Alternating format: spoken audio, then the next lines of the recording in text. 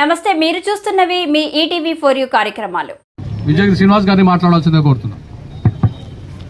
ఈ రోజున సింగరేణి ప్రధాన కార్యాలయం ముందు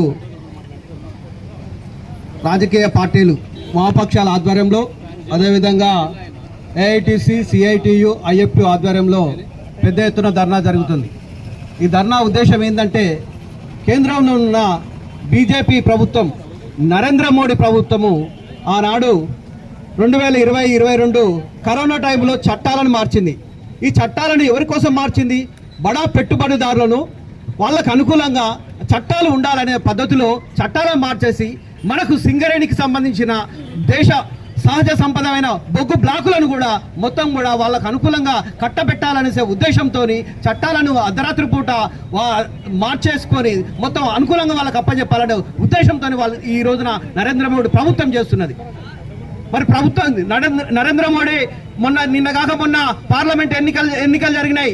ఈ ఎన్నికలలో సింగరేణి మన తెలంగాణ బిడ్డ మన కిషన్ రెడ్డి గారు తెలంగాణలో మన మంత్రివర్గం కోల్ శాఖ మంత్రిగా ఏర్పడతాం మేము ఎంతో ఆనందించినాం. కానీ ఏం చేసిండు? ఈ రోజున మొన్న గత నెల 21వ తారీఖున సింగరేణిలో హైదరాబాద్ నడిబొడ్డున కూర్చొని ఏం చేసిండు?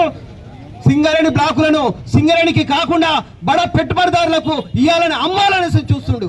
మరి దీన్ని వ్యతిరేకిద్దామా, ఆహ్వానిద్దామా అని ఒక్కసారి మనం ఆలోచించేసి దేశవ్యాప్తంగా ఉన్న గోల్డ్ బ్లాక్లకు వ్యతిరేకంగా మన సింగరేణికి సంబంధించిన శ్రావణపల్లి మైనును మనం దక్కించుకోవాలంటే ఈ కిషన్ రెడ్డికి వ్యతిరేకంగా, నరేంద్ర మోడీ ప్రభుత్వానికి వ్యతిరేకంగా మనం ఇక్కడ సింగరేణి మొత్తం కార్మికులందరం కూడా ఏకమయ్యేసి, ఈ కార్మికుల వర్గమే కాదు కార్మిక కుటుంబాలు కూడా ఈ రోజున రోడ్డులకు వచ్చేసి దేశవ్యాప్తంగా నిరసన తెలియజేస్తామనేసి వామపక్షాల ఆధ్వర్యంలో ఐఎఫ్టియు రాజకీయ పార్టీలు అన్ని పార్టీల ఆధ్వర్యంలో మేము నిరసన తెలియజేస్తున్నాం. మరి ఈ నిరసన ఇంతటితో ఆగదు. ఎందుకంటే మన దేశ సంపదను మనకు రావాలి. ఎందుకంటే ఎక్స్ప్లోరేషన్ డిపార్ట్మెంట్ వాళ్ళు దేశవ్యాప్తంగా ఉన్న ఎక్కడెక్కడ సింగరేణి బొగ్గు బ్లాకులు మన డబ్బులతోని, మన నిధులతోని కనుక్కోవడం జరిగింది. ఈ కనుక్కున్న బొగ్గు బ్లాకులను నీకు ప్రైవేటు వాళ్ళకి అప్పచెప్పాలనేసి వాటి మీద కన్నుబడ్డది. మరి కన్ను పడితే ఊరుకుంటామా?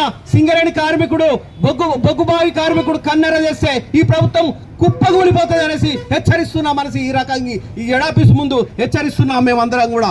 ఎందుకంటే ఖచ్చితంగా కేంద్ర రాష్ట్ర ప్రభుత్వాలకు కూడా మేము ఈ రాష్ట్ర ప్రభుత్వం బొగ్గు తీసిన దాంట్లోకి వెళ్ళి కేంద్ర రాష్ట్ర ప్రభుత్వాల పన్నులు కట్టినాం.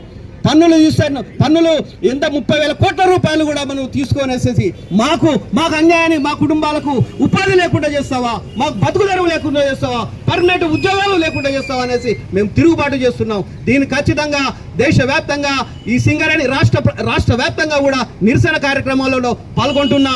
ఇప్పటికే మేము ఈ నెల 1వ తారీఖున హైదరాబాద్ లో నడిబొడ్డున మేము సిఐటి ఆధ్వర్యంలో, అఖిలపక్షం ఆధ్వర్యంలో అందరిని కూడా ఏకం చేసి సమావేశం పరచడం జరిగింది. అందరం కూడా దాంట్లో నిర్ణయం తీసుకున్నాం.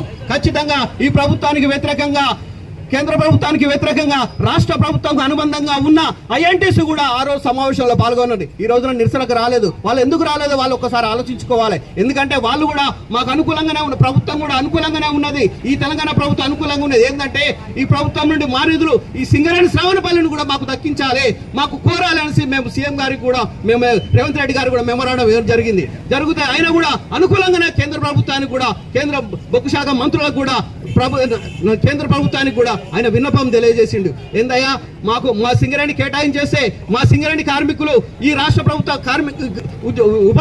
ఉపాధి కలుగుతుంది అనేసి చెప్పడం జరిగింది. దీనికి నిరసనగా మేము ఈ రోజున ఇక్కడ మేము వాళ్ళు ఇచ్చినందుకు కూడా సంతోషించాము. ఖచ్చితంగా మేము శ్రావణపల్లిని దక్కించుకుంటాను. ఆ శ్రావణపల్లి బ్లాకు మాకే వస్తుంది అనేసి ఆశిస్తున్నాం. ఎందుకంటే నిధులు మొత్తం కూడా బొగ్గు నిల్వలు మొత్తం ఇంకొక 15-20 సంవత్సరాలలో ఏ మాత్రం కూడా ఉండదు. మొత్తం ప్రైవేటు ఆధిపత్యం అయిపోయే పరిస్థితి కనబడుతుంది. అందుకని మా నిధులు మాకు కావాలి, మా హక్కులు మాకు ఉండాలనే పద్ధతిలో మేము ధర్నాలు, పోరాటాలు చేస్తున్నాం. భవిష్యత్తులో ఇది ఇంతటితో ఆగదు. భవిష్యత్తులో ఇంకా దీన్ని ఉధృతం చేస్తామనేసి సభాముఖంగా తెలియజేస్తూ ఈ అవకాశం నాకు ఇచ్చిన మీ అందరూ కూడా సభాధ్యక్షుల వారికి ధన్యవాదాలు తెలుస్తూ సెలవు తీసుకుంటున్నాను. 2 తెలుగు రాష్ట్రాల్లో జరిగిన మరిన్ని వార్తా విశేషాలు చూస్తూనే ఉండండి మీ ఈటీవీ ఫర్ యూ ఛానల్లో.